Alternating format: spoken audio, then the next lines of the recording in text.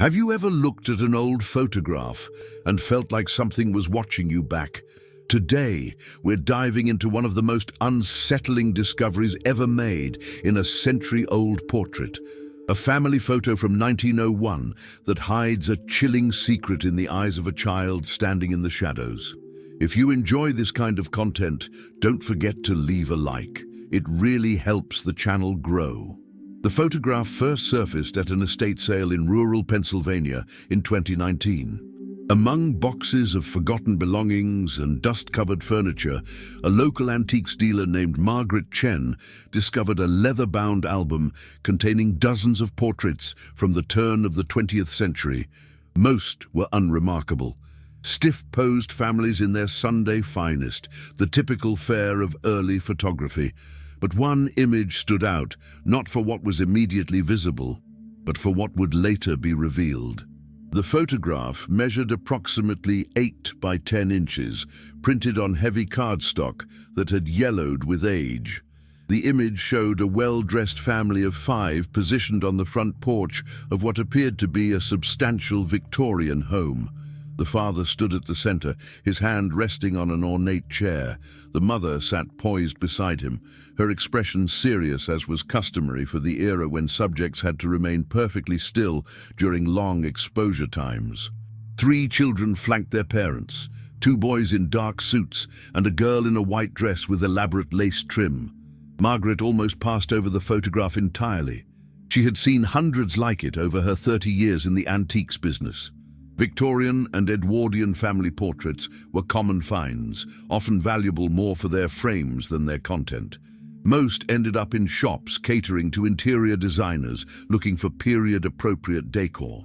Without known provenance or notable subjects, individual portraits rarely commanded significant prices. But something made her pause. Perhaps it was the quality of the photograph itself, sharper than most from that era, suggesting the work of a skilled professional rather than a traveling portrait photographer. Or perhaps it was the house in the background, an impressive structure with distinctive architectural details that suggested wealth and prominence. Whatever the reason, Margaret set it aside for closer examination. Back at her shop in downtown Philadelphia, Margaret used a handheld magnifying glass to study the image more carefully. The family's clothing indicated the photo was taken sometime between 1900 and 1905, based on the style of the women's high collars and the children's knicker-style suits. The photographer's mark was barely visible in the lower right corner. Whitmore and Sons, Philadelphia, a studio she vaguely remembered from her research into local photography history. It was during this closer inspection that Margaret noticed the 6th figure. Standing in the doorway behind the family, partially obscured by shadow and the depth of field limitations of early cameras, was another child. The figure was small, perhaps 6 or 7 years old, wearing what appeared to be a simple dress or nightgown. Unlike the formally posed family in the foreground, this child stood motionless in the background, face turned directly toward the camera. Margaret felt a chill run down her spine. The placement seemed odd. Why would a child be standing in the doorway during a formal family portrait? Why wasn't this 6th person positioned with the others? And why did the figure appear so indistinct, almost ghostly, compared to the sharp focus of the family in front? She reached for her jeweler's loupe, a tool that provided greater magnification than her handheld glass. What she saw through the enhanced lens made her hands tremble slightly.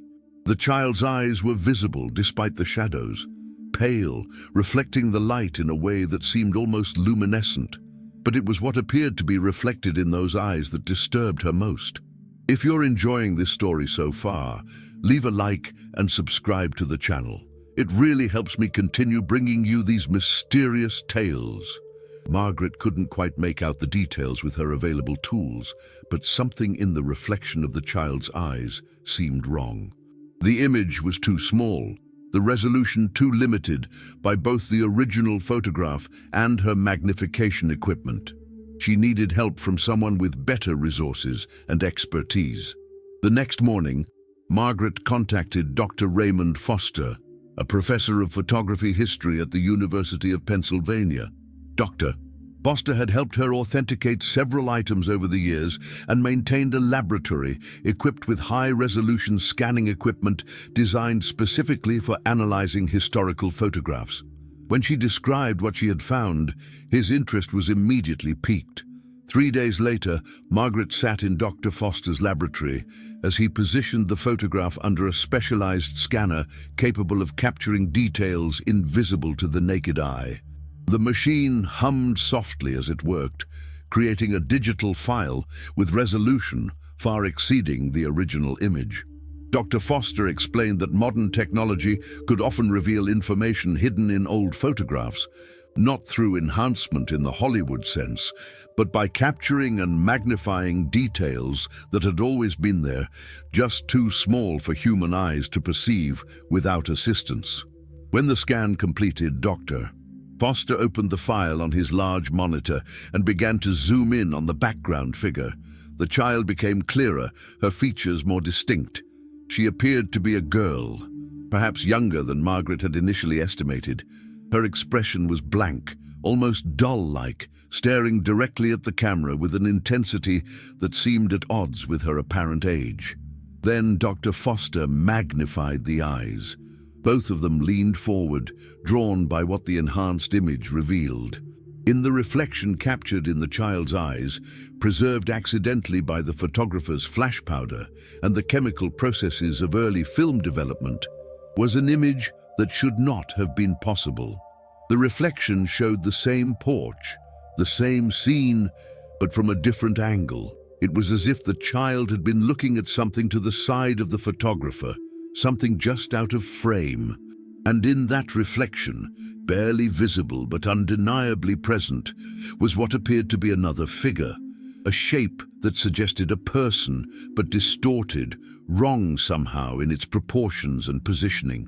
Dr. Foster sat back in his chair, removing his glasses to clean them, a habitual gesture Margaret had noticed he made when confronted with something that challenged his understanding. When he spoke, his voice was carefully neutral, the tone of a scientist trying to maintain objectivity in the face of something deeply unsettling. "This," he said slowly, "requires further investigation." Dr. Raymond Foster had spent 32 years studying historical photography. He had examined thousands of images from every era of photographic history, from daguerreotypes to modern digital prints. He had seen photo manipulation dating back to the 1860s, when practitioners like William Mumler created spirit photographs by using double exposure techniques to convince grieving families they could capture images of the dead. He had documented the various technical anomalies that could occur during early photographic processes: light leaks, chemical stains, emulsion defects that could create shapes and shadows where none existed. But the reflection in the child's eyes was different. It was too clear, too specific, too consistent with the optical physics of how reflections actually worked. This wasn't a defect or a deliberate hoax. This was something the camera had genuinely captured. Over the following week, Dr. Foster assembled a small team to analyze the photograph. He brought in Dr. Sarah Mitchell, an optical physicist who specialized in analyzing reflections and light patterns in historical images. He also contacted James Reeves, a forensic photograph analyst who worked with law enforcement to authenticate and analyze photographic evidence. Together, they approached the image with rigorous scientific methodology. Dr. Mitchell began by creating a three-dimensional model of the scene, based on the photograph's perspective and the known characteristics of early 20th century camera lenses. Using specialized software, she traced the light paths that would have been captured during the exposure.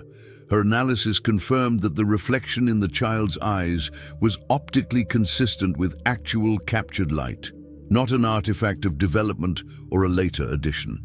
The reflection shows a viewing angle approximately 35 degrees to the right of the primary camera position, Dr. Mitchell explained during their first collaborative meeting. The figure visible in that reflection would have been standing just outside the frame of the main photograph, roughly 12 to 15 feet from the subject. Given the lighting conditions and the apparent flash powder used, this reflection would have been captured during the same exposure as the primary image.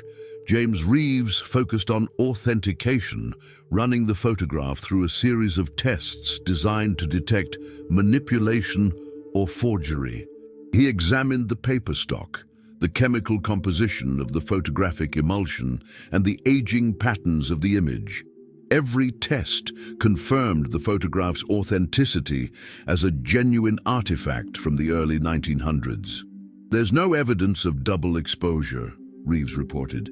"No signs of physical manipulation, no chemical inconsistencies that would suggest tampering. The entire image, including the background figure and the reflection, was captured in a single exposure. Whatever this shows, it was actually present when the photograph was taken. But it was Dr. Foster who made the discovery that transformed their investigation from an interesting anomaly into something far more disturbing. While researching the photographer's mark visible on the print, he found records of the Whitmore and Sons studio in the archives of the Philadelphia Historical Society. The studio had operated from 1884 to 1919, primarily serving wealthy families in the city and surrounding counties. Among the studio's surviving business records, Dr. Foster found an appointment ledger from 1901. The entries were meticulously maintained, recording client names, dates, locations, and prices charged for various services. One entry from October 1901 matched the details visible in the photograph: a family portrait taken at a residence in Chestnut Hill, one of Philadelphia's most affluent neighborhoods. The client name was listed as Jonathan Westbrook. A subsequent search through Philadelphia newspaper archives revealed why that name carried weight. Jonathan Westbrook had been a prominent attorney and local politician in the early 1900s. His family had lived in Chestnut Hill for 3 generations, occupying a large Victorian mansion on Willow Grove Avenue. The newspapers had covered various social events at the Westbrook home, and Jonathan himself had appeared in articles related to several high-profile legal cases. But it was an article from November 1901 that made the team's investigation take a darker turn. The Philadelphia Inquirer, November 18, 1901, page 3, "Tragedy Strikes Prominent Chestnut Hill Family." The article reported that Caroline Westbrook, the 7-year-old daughter of attorney Jonathan Westbrook, had died under mysterious circumstances at the family home. The details were sparse, as was typical for reporting on private family matters in that era, but the article mentioned that the child had been found in her bedroom, apparently having suffered some kind of seizure or medical crisis. No foul play was suspected, though the exact cause of death was listed as undetermined. The article was dated approximately 6 weeks after the date of the photograph session recorded in the Whitmore and Sons ledger. Dr. Foster sat in his office late that evening, the photograph displayed on his monitor alongside the newspaper article. He counted the figures in the family portrait again: 2 parents, 3 children in the formal pose. If this was indeed the Westbrook family, and if Caroline had died 6 weeks after the photograph was taken, then who was the child standing in the doorway? And more disturbingly, who, or what, was the figure captured in the reflection in her eyes? Leave your comment about what you think about this story so far. The following morning, Dr. Foster contacted Margaret Chen with an unusual request. He wanted to visit the Westbrook house, if it still stood, to compare the architectural details visible in the photograph with the actual structure. He hoped that examining the physical location might provide additional context or perhaps reveal some technical explanation for the anomalies they had discovered. Margaret did some research and found that the Westbrook mansion still existed, though it had changed hands several times over the decades.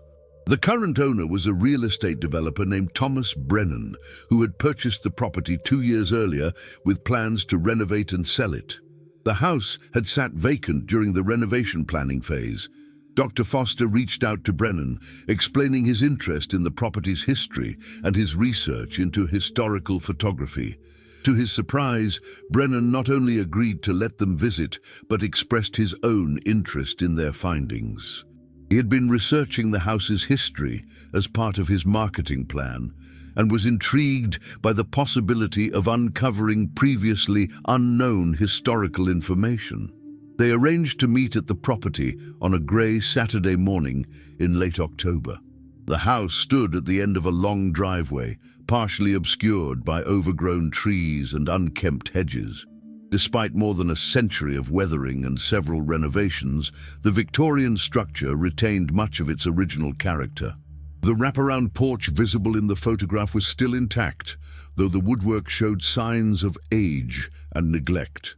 Thomas Brennan met them at the front door, a tablet in hand displaying architectural drawings and renovation plans. He was in his early 40s, dressed casually in jeans and a work jacket, with an easy smile that seemed at odds with the house's somewhat foreboding appearance on that overcast morning.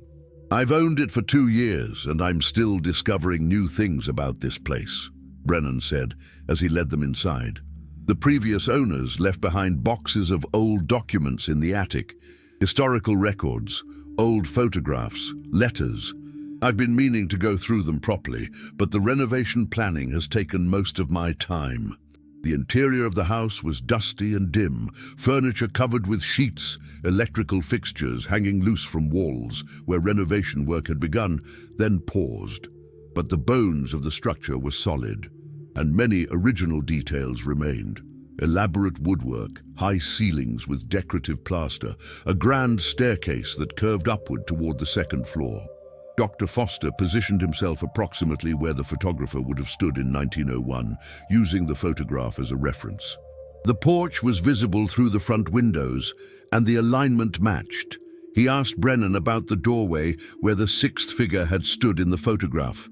Brennan led them to a hallway that connected the foyer to the rear of the house. The doorway was still there, though it had been modified over the years. Originally, according to Brennan's architectural research, this had been the entrance to a small parlor or sitting room. The room itself had been renovated multiple times, most recently converted into a storage space. As they stood in the hallway discussing the house's layout, Dr. Foster noticed something that made him pause. On the wall near the doorway, barely visible under layers of old wallpaper that had begun to peel, were marks, scratches perhaps, or gouges in the plaster beneath. They formed a pattern, crude but deliberate. Numbers possibly, or letters. Thomas Brennan hadn't noticed them before. He stepped closer, pulling a flashlight from his pocket to illuminate the marks. Carefully, he peeled back more of the loose wallpaper, revealing a longer section of the wall beneath. The marks became clearer. They were words, scratched into the plaster by hand, hidden for decades beneath layer after layer of wallpaper and paint. "Help me," the words read. "She sees." The three of them stood in silence, the only sound the creaking of the old house settling around them. Dr. Foster felt something he rarely experienced in his academic work, a genuine sense of unease that went beyond intellectual curiosity. Thomas Brennan broke the silence. "I think," he said quietly, "you should see what I found in the attic." The attic of the Westbrook mansion was accessed through a narrow staircase hidden behind a door on the second-floor landing. Thomas Brennan led the way, his flashlight beam cutting through the darkness as they climbed the worn wooden steps. The air grew warmer and more oppressive as they ascended, thick with the smell of old wood, dust, and something else, the musty odor of paper slowly decomposing over decades of temperature fluctuations and humidity. The attic space was larger than Dr. Foster had expected, spanning much of the house's footprint. Exposed rafters crossed overhead, and small windows at either end provided minimal natural light. The space had clearly been used for storage over multiple generations. Furniture covered with sheets stood like ghosts against the walls. Trunks and boxes were stacked in irregular towers, their contents long forgotten by owners who had come and gone. Brennan navigated through the maze of stored belongings to a corner where he had set up a makeshift work area. a folding table with several boxes arranged nearby, some already opened and partially sorted. A battery-powered lamp provided illumination. When I bought the place, the previous owner said I could dispose of anything left behind, Brennan explained. Most of it is junk, but some of these boxes contain papers that seemed historically significant. I've been going through them slowly, thinking I might donate them to a local historical society. He picked up a leather-bound journal from the table, its cover cracked and faded with age. The pages inside were yellowed and brittle, covered in elegant handwriting that spoke of an era when penmanship was considered an essential skill. This belonged to Margaret Westbrook, Jonathan's wife, Brennan said, handling the journal carefully. It's a personal diary covering several years in the early 1900s. Most of it is mundane. Social events, household management, observations about her children's development. But there are entries from late 1901 that are disturbing. He opened the journal to a page marked with a slip of paper and handed it to Dr. Foster. The entry was dated November 3rd, 1901, approximately 2 weeks before the newspaper report of Caroline Westbrook's death. If you're enjoying this story and want to see more content like this, don't forget to leave a like and subscribe to the channel. The handwriting on this page was noticeably different from earlier entries, shakier, less controlled, with several crossed-out passages and ink blots suggesting the writer had paused frequently or been interrupted. Dr. Foster read aloud, "Caroline has been troubled again. She wakes screaming in the night, speaking of the woman in the doorway. Dr. Henderson came again this afternoon and can find nothing physically wrong with her, but I am increasingly convinced something in this house is affecting her mind. She draws the same image repeatedly, a figure standing in shadows, watching. She says the woman wants something, that she shows Caroline terrible things in her dreams." The entry continued. "Jonathan insists it is merely a child's imagination, exacerbated by the fever she suffered in September. He forbids me from speaking of it to others, concerned about gossip that might affect his position. But I am frightened. Caroline is not prone to flights of fancy. She is a rational child, perhaps too serious for her age. When she speaks of what she sees, there is a certainty in her voice that chills me." Dr. Foster turned to the next marked page, dated November 10th, 1901. "I found Caroline in the old parlor this morning, standing perfectly still in the doorway. When I called to her, she did not respond. I had to physically move her, and when she looked at me, her eyes were strange, vacant, as if she were looking through me rather than at me. She said, 'Mother, she's showing me where she was hurt. She wants me to tell, but Father says we mustn't speak of bad things.' I asked what she meant, but she would say no more." The final marked entry was dated November 16th, 1901, just 2 days before the newspaper report of Caroline's death.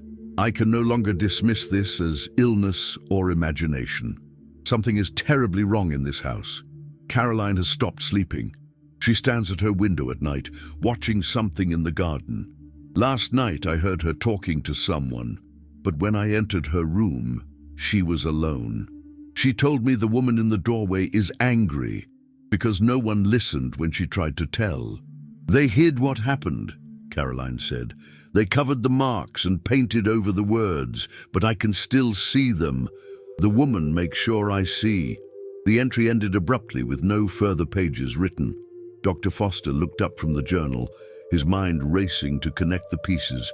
The woman in the doorway, marks and words hidden beneath paint. Caroline's death 2 days after this final entry. And the photograph, a child standing in the doorway, eyes reflecting something that shouldn't have been there. "There's more," Brennan said quietly.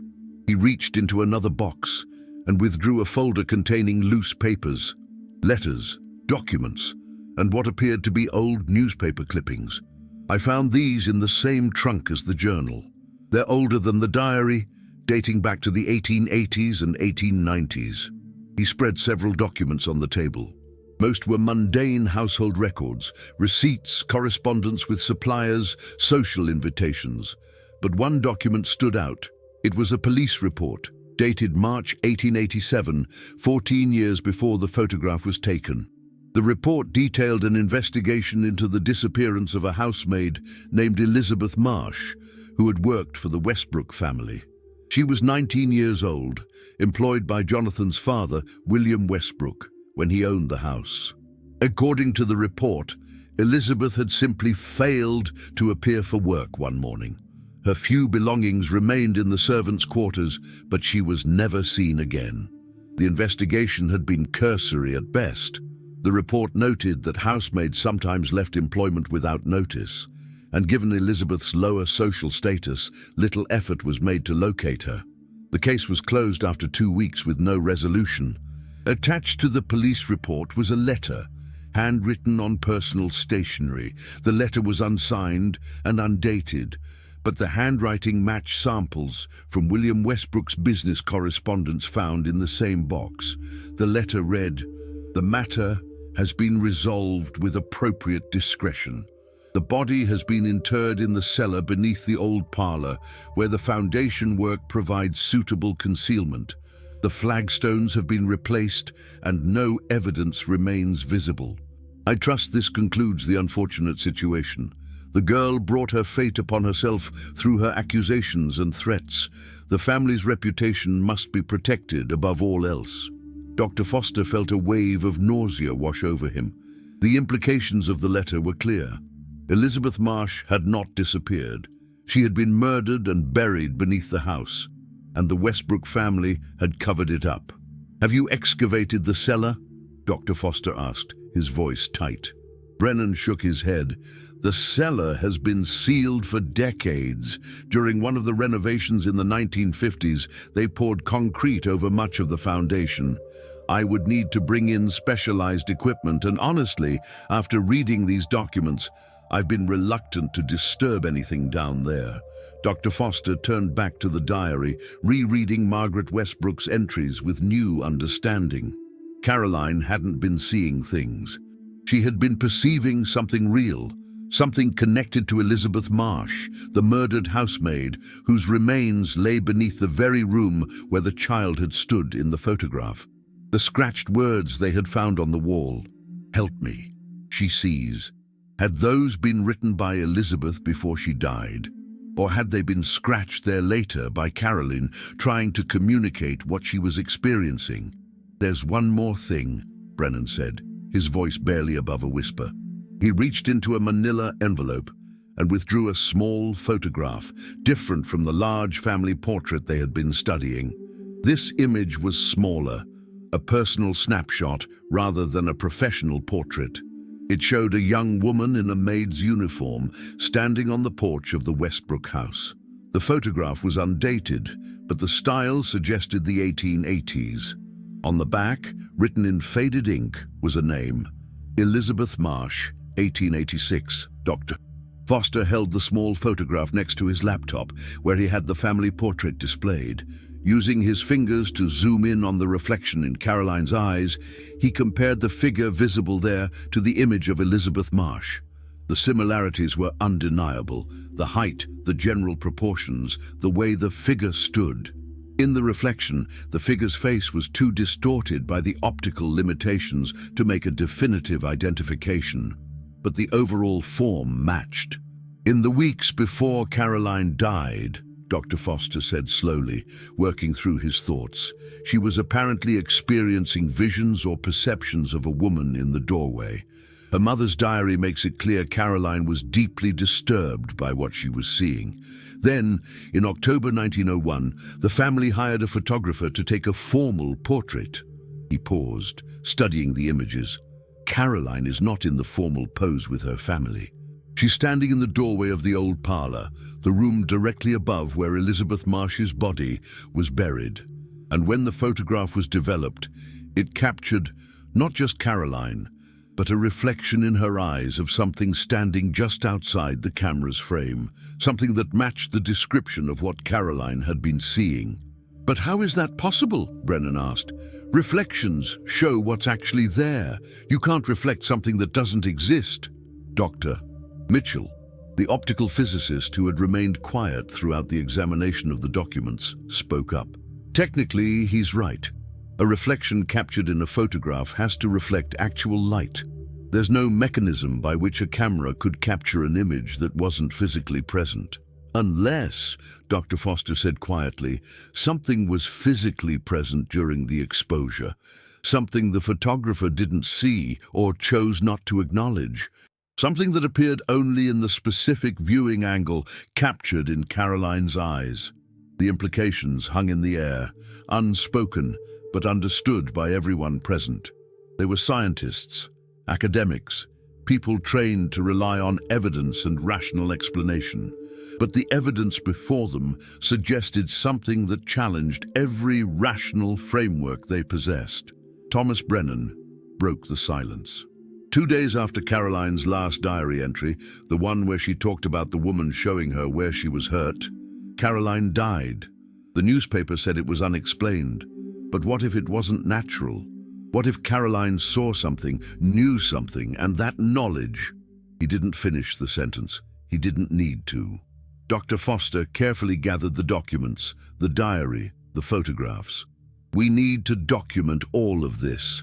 Every piece of evidence needs to be properly archived and studied. And we need to make a decision about the cellar.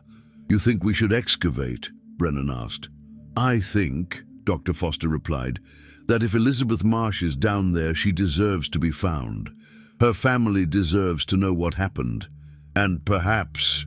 He paused, looking at the reflection in Caroline's eyes one more time. Perhaps that's what she's been trying to show us all along. 3 weeks after the discovery of the documents in the Westbrook attic, a small excavation team assembled at the house on a cold November morning. Thomas Brennan had hired a specialized forensic archaeology firm, professionals who typically worked with law enforcement on historical investigations and cold cases. Despite more than a century having passed since Elizabeth Marsh's disappearance, her case technically remained open, which provided legal justification for the excavation. Dr. Foster had also contacted the Philadelphia Police Department's cold case unit. While skeptical at first, Detective Sarah Wu had reviewed the historical documents and agreed that sufficient evidence existed to warrant investigation. The letter found in William Westbrook's papers constituted a potential confession to murder, regardless of how much time had passed. The team included Dr. Foster, Detective Wu, 2 forensic archaeologists, a structural engineer to ensure the excavation wouldn't damage the house's foundation, and Thomas Brennan, who maintained an anxious vigil throughout the process. The old parlor where Caroline had stood in the photograph was now empty, cleared of the storage items that had accumulated over the years. The wooden floorboards had been carefully removed, revealing the stone foundation beneath. According to the historical records and the structural engineer's assessment, the cellar below this room had been partially sealed during renovations in the 1950s, with concrete poured over much of the original floor.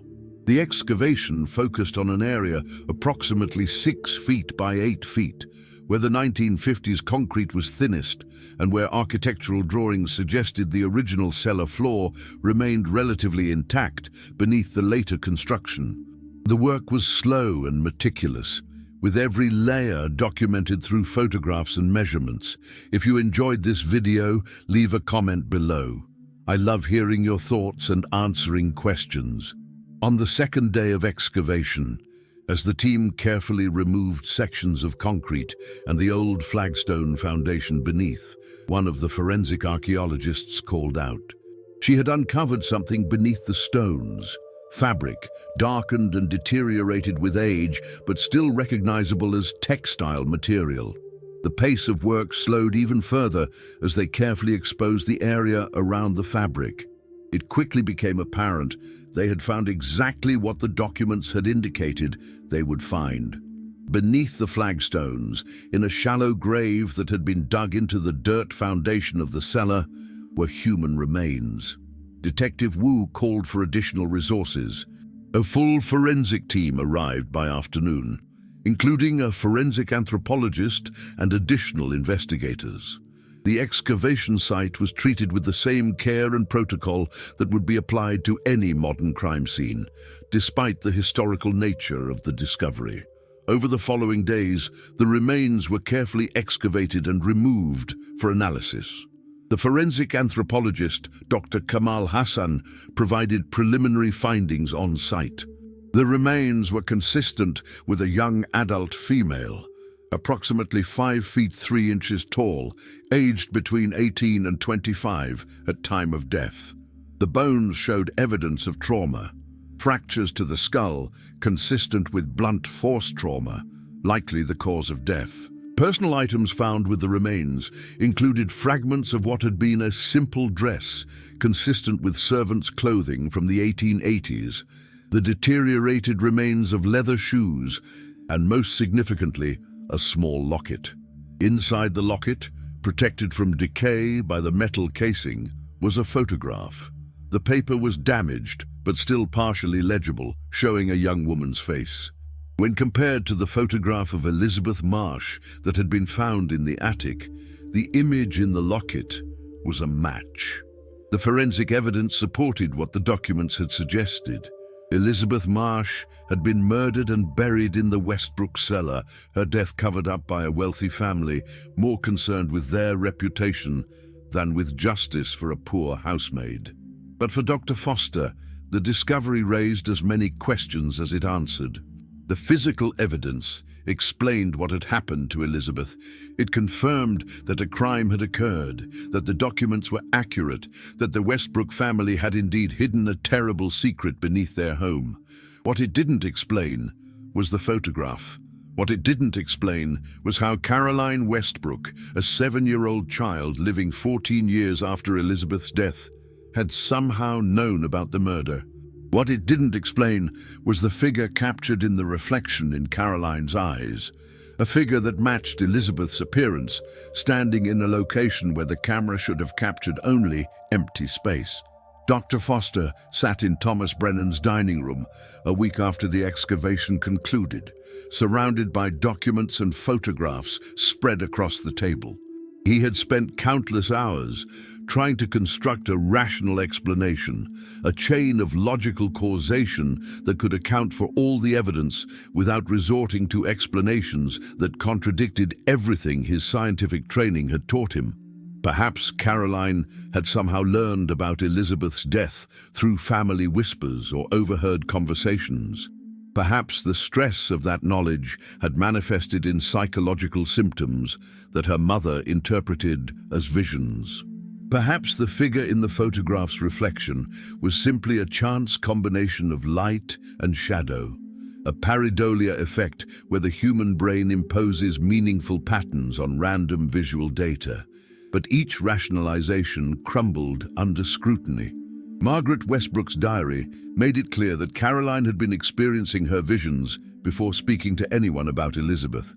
The diary entries referenced Caroline seeing a woman in the doorway, speaking of things being hidden and covered up, before any reasonable opportunity for her to have learned about the murder through normal means. And the reflection in the photograph was too consistent, too specific, too optically accurate to be dismissed as random shadow patterns. Dr. Mitchell had conducted extensive analysis of the reflection, creating computer models that traced the light paths and projection angles. Her conclusion had been definitive. Something had been physically present during the photographic exposure, positioned in the exact location where Caroline appeared to be looking, reflecting light that was captured in her eyes. The laws of optics didn't allow for any other interpretation. But it's impossible, Dr. Mitchell had said during their last meeting, frustration evident in her voice. Everything we know about physics says you can't photograph something that isn't there. Light doesn't work that way. Reflection doesn't work that way. Whatever was captured in that photograph had to be physically present.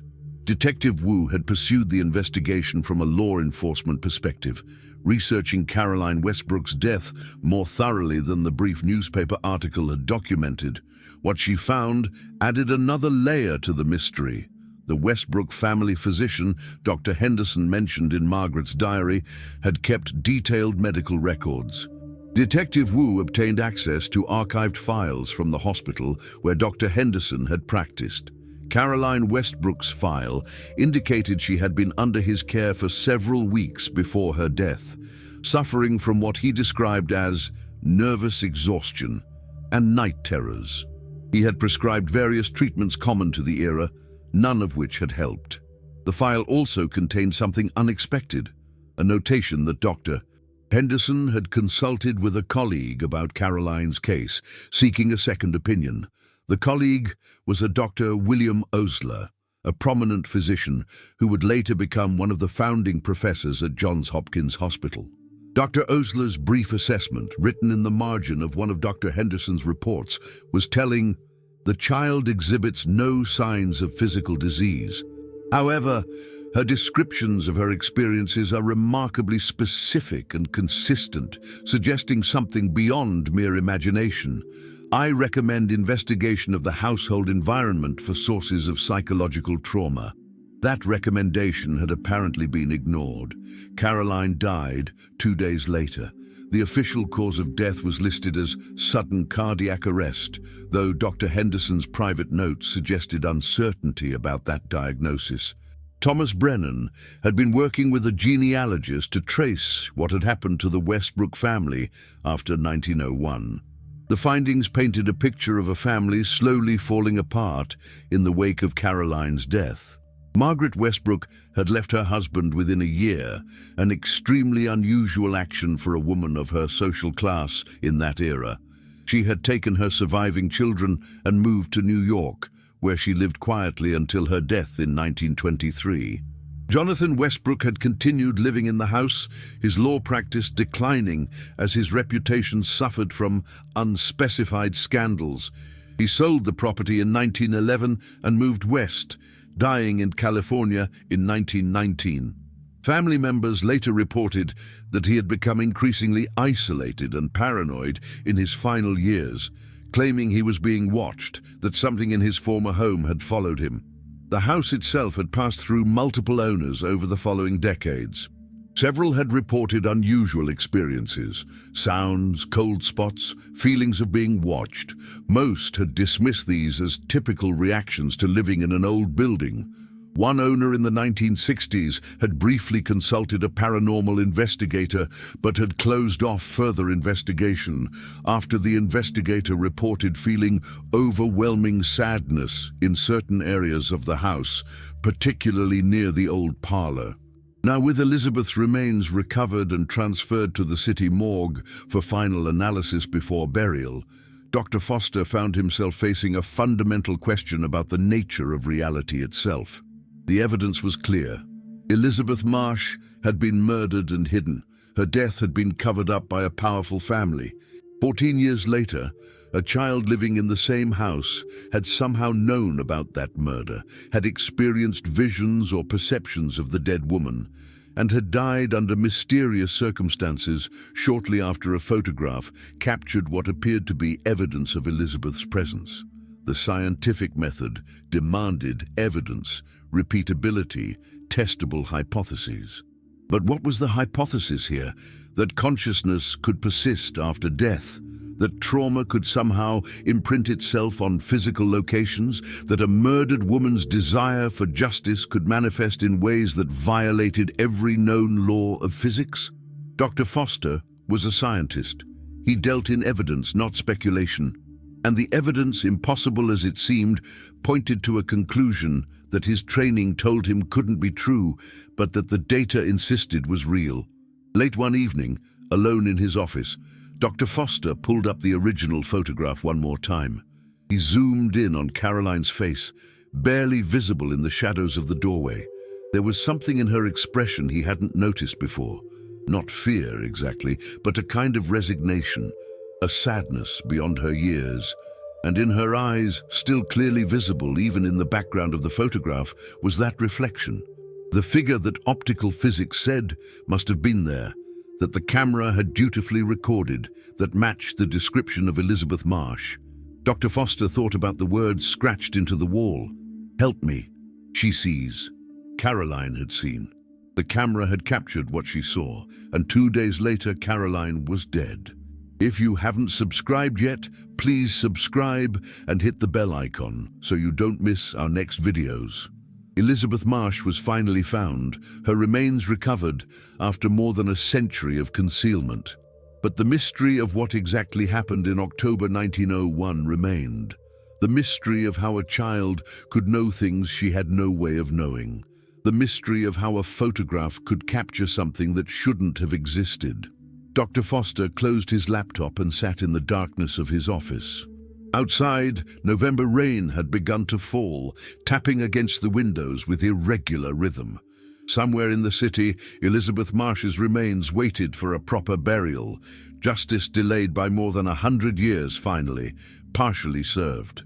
But some questions, Dr. Foster realized, might never have answers that fit comfortably within the boundaries of scientific understanding. Some mysteries might remain mysteries, not because the evidence was lacking, but because the evidence pointed toward truths that challenged the very foundations of how we understood the world.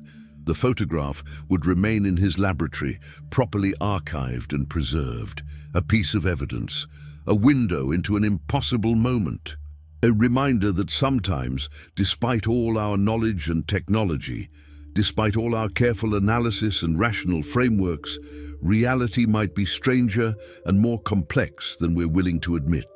And in that photograph, Caroline Westbrook would stand forever in the shadowed doorway, eyes reflecting something that should not have been there, a child who saw too much and paid the ultimate price for that vision, leaving behind a single image that refused to be explained away, refused to fit into comfortable categories, refused to let us forget that some secrets, even when buried deep and hidden well, will eventually find a way to be seen.